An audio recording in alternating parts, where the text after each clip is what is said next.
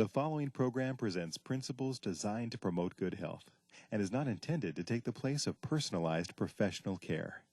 The opinions and ideas expressed are those of the speaker. Viewers are encouraged to draw their own conclusions about the information presented.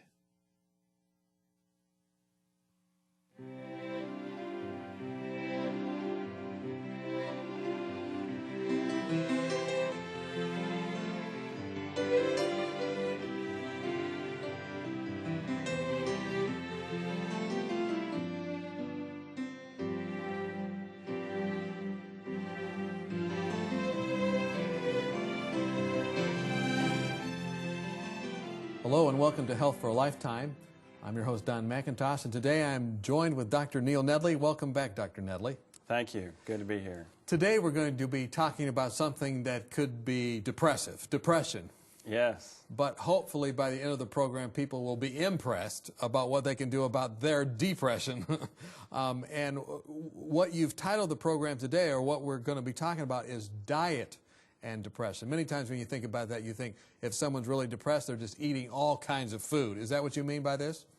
Well, actually, that could be one of the symptoms of depression, eating all kinds of food. Yeah, what are the symptoms of depression? Let's just go through those. How do you know if you're depressed? What is depression? How do you know if you have it? Well, an appetite change is one of them. Some people will lose their appetite, and others will gain even more of an appetite and be eating all the time and get overweight as a result. In addition to that, deep sadness, of course, is another symptom, or a feeling of emptiness would also qualify there. Apathy, where the motivation goes down significantly. Agitation or restlessness can be another symptom of depression. Not being able to concentrate well, or inability to really make decisions well, can be another symptom of depression. A sleep disturbance, sleeping too much or not sleeping enough, can be a symptom of depression. And then feeling of worthlessness, and then another would be morbid thoughts, and then finally fatigue. If you just have 5 out of those 9 symptoms, you fit the classification of depression if they've lasted for more than 2 weeks. So if you have 5 out of those 9, and you don't have, you haven't had a major trauma or life event that would cause anyone to be depressed, like your Loss of a spouse. Or different things like that. Right. Then if you have 5 of those 9, then you actually will be diagnosed, if you go to the right people that are looking for this, as being depressed. Correct. Okay, so, but today we're going to focus in a little bit more on the causes of depression, what's causing it, then more specifically on the dietary aspect. What are some of the causes of depression? Well, you know, Don, the brain can take usually 2 or 3 hits and do all right, but if it takes more than that, depression often results. And one of the causes is actually a genetic predisposition. That in and of itself isn't enough for people to be depressed, but if they have that and maybe a nutritional cause that we'll get into later, and then some other life event, that can actually tide them over into depression. And so it is important, if your mother or father have had a history of major depression, that is one of those risk factors you can't do anything about, but you need to know about it. It doesn't mean it's a given, but it means that you need to be on a good diet and lifestyle program so that you don't come down with the same thing that your parents did. So I noticed that you have listed non-modifiable risk factors. Right. What would those be? Genetics is one of them. Another is actually if you were not raised by both biological parents. That wasn't something you could do something about when you were a teenager or when you were 8 years old, but your parents splitting up actually put you depression. at a greater risk. Good. One of those non-modifiable risk factors for depression.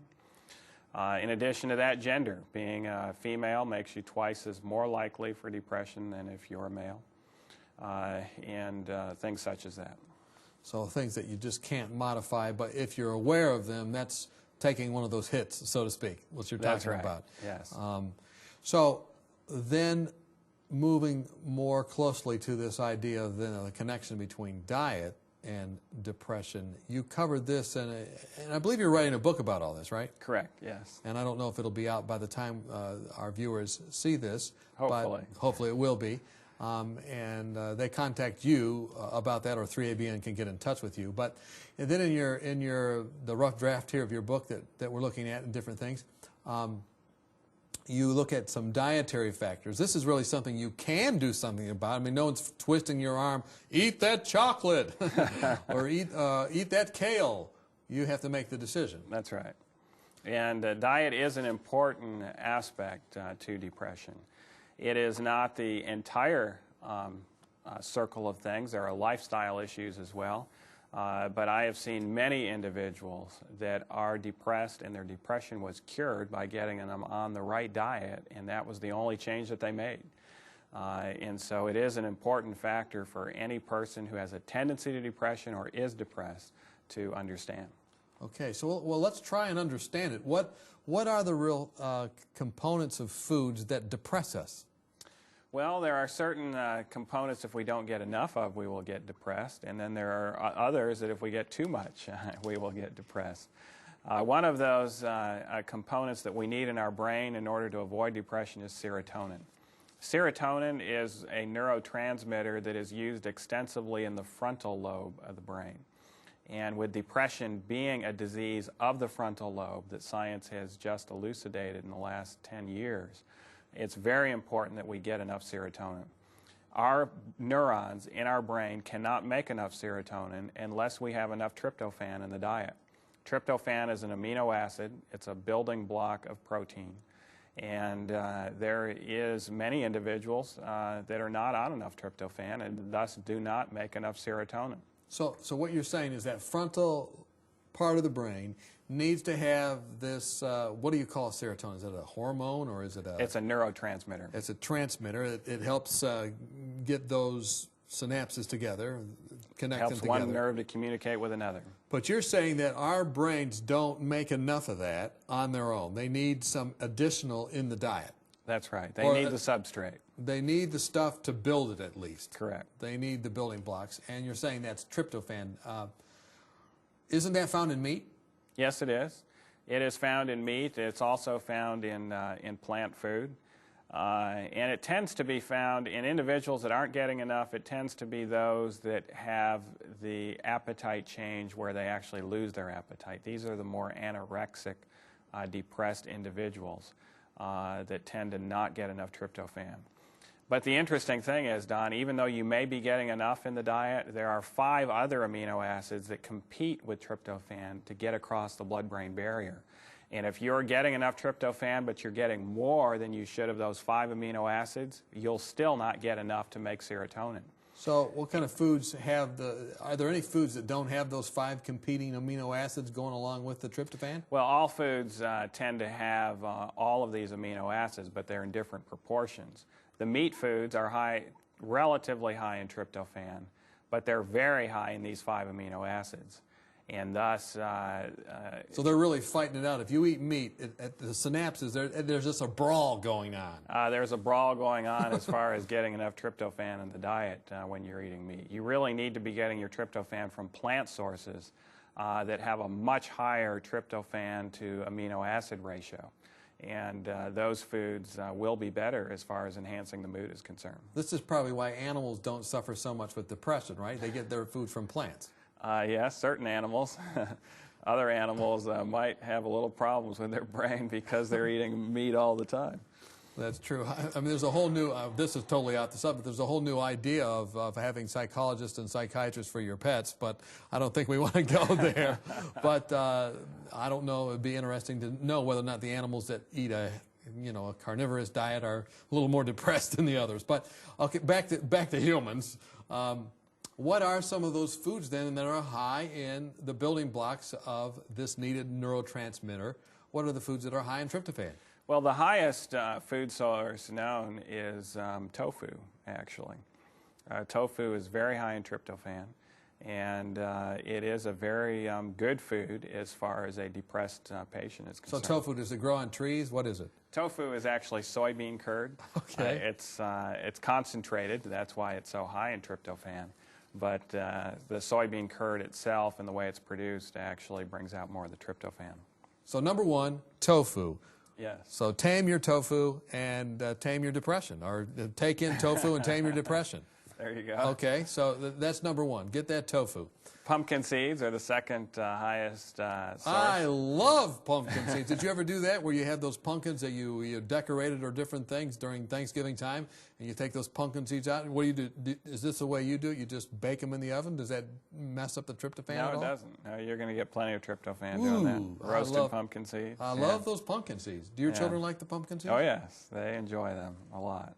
Third highest is gluten. Gluten. Yeah, made out of wheat.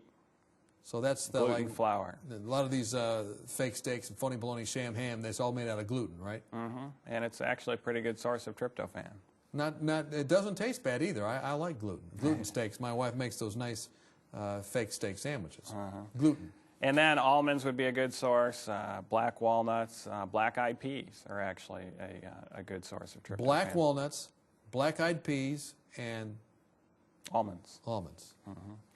Now, those are foods that are high in tryptophan, but if we take a look, and I did this recently, actually, in preparing for this book, when the new study showed these 5 amino acids competed with tryptophan, I thought it was very important to actually find out which foods have the highest tryptophan to those 5 amino acid ratios, because those are the foods that are going to be the best as far as enhancing our serotonin production in our brain.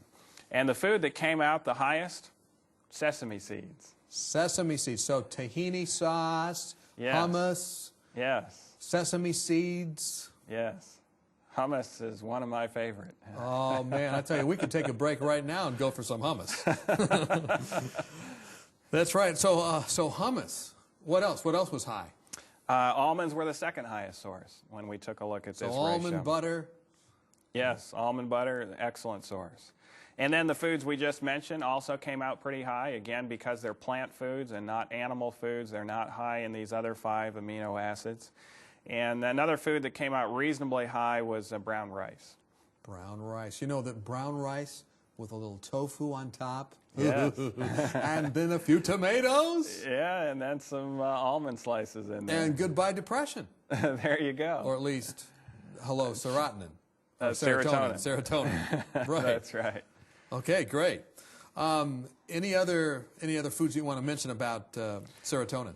Well, that pretty much sums up the list as far as the foods that are high in tryptophan. Now, in addition to this, we also need to get enough bright light in the daytime. You have to have the tryptophan around, but in addition to that, serotonin is made by the brain when bright light is seen through the eyes. Only through the eyes. Correct.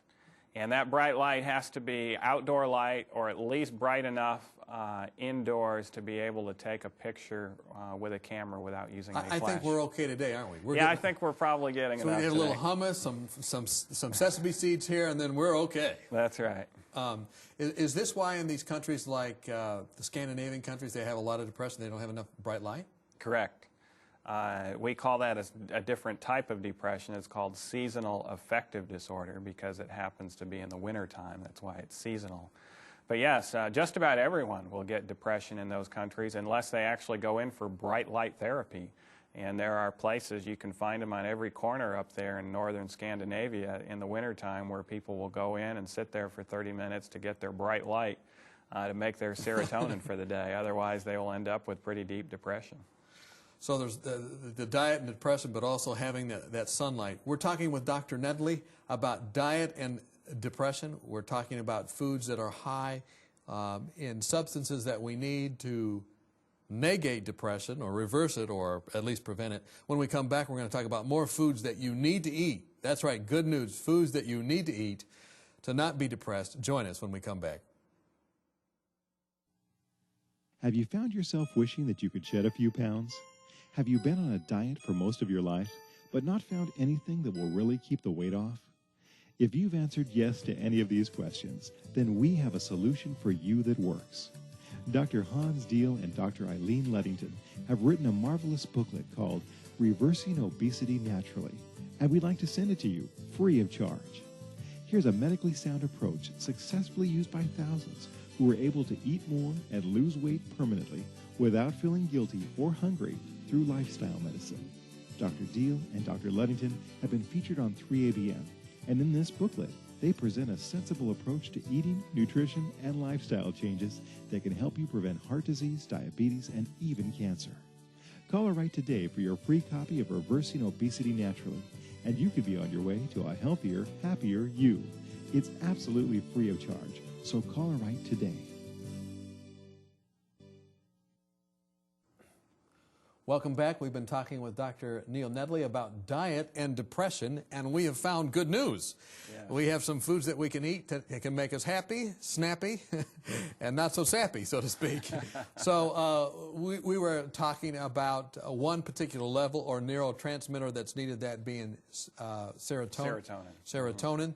And we found out that if we eat that, plant foods of that, we don't have all those other amino acids that are fighting it out for control there at the synaptal level, or where these things hook together. What else do we need? What other foods do we need to eat to help us avoid depression? Foods high in folate are also important. A folic acid deficiency, which is one of the B vitamins, will actually cause a depression in many individuals. And this depression is not treatable by putting them on antidepressants. In fact, they do not respond at all to antidepressants. So if they have Zoloft, Prozac, whatever, It doesn't seem to work. it has to be folates. That's right. So what are the foods that are high in folates? Well, the plant foods are very high in folate. Animal foods have a little bit. Beef, for instance, it would take about 2 large servings of beef to get 16 micrograms of folate. You need 400 micrograms of folate a day in your diet.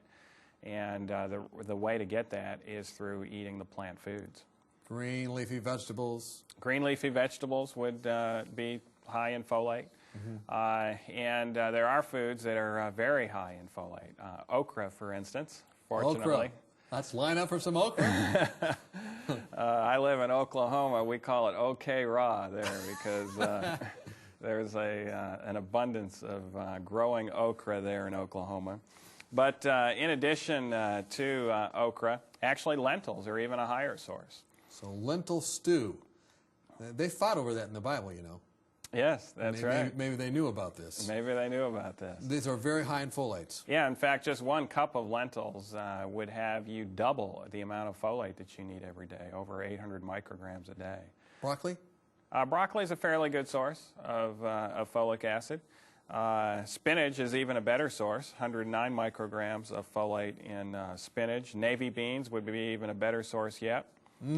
Highest source, black-eyed peas. Black-eyed peas. They even have a restaurant chain that's named Black-eyed Pea Restaurant now. I don't even know if they serve those there, but because I've never been in, but very high. So that should remind you, we go down the road, black eye. Yeah. But actually, if you're eating an abundance of fruits and vegetables and grains and even some nuts every day, such as peanuts, you're going to get well and above your 400 micrograms of folate. So this would be a type of depression that's extremely rare in vegetarians. But among the meat-eating population in America, you'd be surprised how many people are not getting enough folate in their diet and are actually suffering from the effects of that. So then we have the serotonin, we have folic acid. What else is on the doctor's prescription for avoiding depression or reversing it? Omega-3 fatty acids. Sounds big. Where do we pick those up? We pick those up from certain plant oils, and in the animal kingdom, they're present in the ocean fish, the cold water ocean fish. So deep sea diving, deep sea fishing, are you recommending that we go out and just spear a few before noon? Well, that would give you enough of the omega-3, but it would also give you some other things that you may not want to have. Unfortunately, we're finding out because of the industrial age in which we live in, Don, that fish are laden with pesticides, mercury, other toxins. The fish in the Great Lakes, about half of them have cancer. And it's just an incredible disease population now in the fish because of all of the industrial things that they are exposed to. So if Jesus was living today, he probably wouldn't have fish. I don't think today. Now, in his day, fish were probably healthier than our fruits and vegetables today. But in our day, it isn't a very healthy food. Now, it can provide omega-3 fatty acids, and if you are not eating the plant foods that are high in omega-3, it'd probably be a good idea for you to take the risk and get the omega-3 through the fish route. But fortunately, there are plant sources of omega-3, and I should mention the fish don't make the omega-3 themselves. They actually get it from Kelp? From the seaweed. Seaweed. The cold water ocean seaweed is very high in eicosapentaenoic acid. It's a type of omega-3 fatty acid, and that's where they get it from. So if you want to eat some seaweed, good to go with that. But let's say you're not really going to want to, belly up to the plate there with the seaweed. Where should you go? Well, you need to go to certain foods that are high in omega-3 fat. And I'd like to emphasize that even vegetarians can have problems with omega-3 fatty acid deficiencies. I have found both in the meat-eating population as well as in the vegetarian population, people that are not getting enough omega-3 in their diet. And as a result, they can end up with depression, or they can even, studies are showing now that even bipolar disorder may come about as a result of not getting enough omega-3 in the diet. So what do you need to eat to get that? The highest source is actually flaxseed. Flaxseed. Now, I wouldn't go to the store and say, give me a couple of pounds of flaxseed. What do you recommend? Well, actually, you can go to the store and get flaxseed. Your health food store will definitely have it, and even some of the major grocery stores now are carrying flaxseed. What do you do? Sprinkle it on something else? Flaxseed loaf? Flaxseed popsicles? What do you do? Well, that's what you can do. Actually, taking the flaxseed and then putting it in like a coffee grinder, a couple of tablespoons a day. It'll just take 2 seconds for that to grind up into a powder. You can put that on your cereal. You can put it in your juice. Or you can actually make a nut butter out of it. We have taken the second highest source, which is English walnuts of omega-3, and combined them with the highest source, which is flaxseed, and made like a peanut butter out of it. It's very tasty, and it's very healthy. Okay, so our omega-3 fats. Anything else about omega-3 fats, depression in the brain? Well, I think it's important to emphasize the plant sources. You know, there is so much emphasis these days in getting fish in the diet, and I think this is a misplaced emphasis. We really need to put that emphasis on omega-3. And fish can spare you from heart disease, but it's going to increase the risk of cancer from what we know about it. We're just trading one disease for another. It's much better to get the omega-3 fatty acids from the plant sources where we don't have to worry about all the contaminants and the pesticides and those type of things that are in there. I noticed in the book that you're writing that's going to be released soon that you mentioned that breast milk has a high amount of omega-3, whereas cow's milk does not. That's right. Cow's milk has virtually no omega-3 in it. And even the infant formulas do not have an omega-3. If you're going to get your omega-3 from birth, which is really what you need, you know, in order for the brain to develop completely normally, it needs to have omega-3 starting from birth. That is from human breast milk. And studies are now showing that those that did not have the advantage of being raised with human breast milk have a 9 to 10 point lower IQ as adults than what they would have had they been raised on the omega-3 milk, which is the human breast milk. Amazing. So if someone can't breastfeed and they're on that formula or different, they need to find some way to get those omega-3s to the little ones as they're coming up. That's what you'd find. And as adults, canola oil is a very good source of omega-3. Green soybeans are a good source of omega-3. The mature soybeans are good sources of omega-6, which compete with the omega-3. So we recommend if you're wanting to get the omega-3, you eat the green soybeans. I don't know if you've ever had them done. I've had green soybeans. You've had them? Yeah, we usually put them on our salad. They're pretty good. And a little chewy? Yeah, and very high in omega-3 content. And then spinach. Now, you don't think of spinach being a fatty food, but the type of fat it has is omega-3. Well, I think after the program we should just go out and slam back a few omega-3s together, get some soybeans and just have a great time. Yeah. Well, you have some other things on your list here, and I want to get through this list because I know the people don't want to be depressed. What about vitamin B12 and depression? You need to get enough.